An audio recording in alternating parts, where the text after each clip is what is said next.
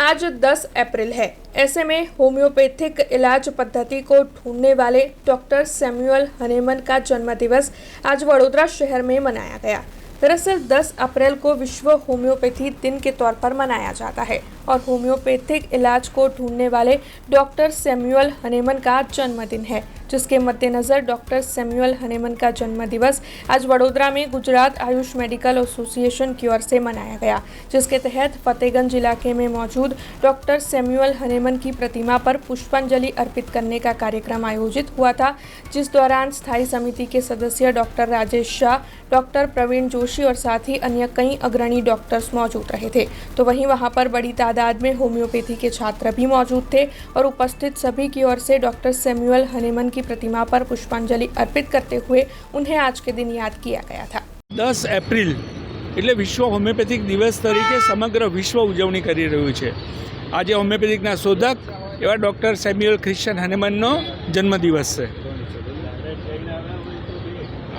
વડોદરાની જ્યારે હોમિયોપેથિક સાથેની વાત કરીએ તો વડોદરાને હોમિયોપેથિકનું કાશી તરીકે ઓળખીએ છીએ। શા માટે કે સન 1932 વડોદરાના મહારાજા સર સિરા ત્રણે હોમિયોપેથિક સારવારથીને ભારત સ્ટેટમાં માન્ય હતી।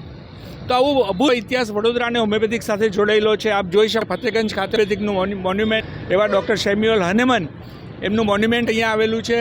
ફતેહગંજથી નરહરી હોસ્પિટલથી બાલભવન સુધીના રોડનું નામકરણ થયેલું છે હનીમન રોડ।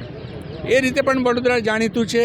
સાથે સાથે ફર્સ્ટ ડે કવરનું લોન્ચિંગ વિશ્વ હોમિયોપેથિક દિવસે વડોદરામાં થયું હતું અને વડોદરામાંથી પ્રકાશિત થતું હોમિયોપેથિકનું ન્યૂઝપેપર 2014થી રેગ્યુલરલી મંથલી સમગ્ર વિશ્વમાં પહોંચે છે અને એ પણ RNI નંબર સાથેનું ન્યૂઝપેપર છે। એટલે વડોદરા અને હોમિયોપેથિકનો નાતો અતૂટ છે અને તેથી જ વડોદરાને આપણે હોમિયોપેથિકના કાશી તરીકે ઓળખીએ છીએ। આજ રોજ મહાવીર જયંતિ પણ છે। સત્ય અને અહિંસાના સંદેશો આપતા ભગવાનનો પણ મહાવીર જયંતિ સૌ જનોને શુભકામના છું। આજના અમારા હનીમનજીના કાર્યક્રમમાં ગામા એટલે Gujarat Ayush medical association, HMEI, Mahagujarat આ બધાના સંયુક્ત ઉપક્રમે બધા જ ડૉક્ટરો, બધા જ વિદ્યાર્થીઓ, હોમિયોપેથિક કોલેજના વિદ્યાર્થીઓ એમના હાથે પુષ્પાંજલિ થઈ છે અને હનીમનજી જે હોમિયોપેથિક સારવાર પદ્ધતિ છે, જે એમને સારવાર પદ્ધતિ આપી છે, એ એક આશીર્વાદરૂપ આજે સમગ્ર વિશ્વમાં 80થી વધારે દેશોમાં સૌથી પોપ્યુલર એવી આ સારવાર પદ્ધતિ આજે કોઈપણ આડઅસર વગર બધી બીમારીને જડમૂળમાંથી દૂર કરનારી છે।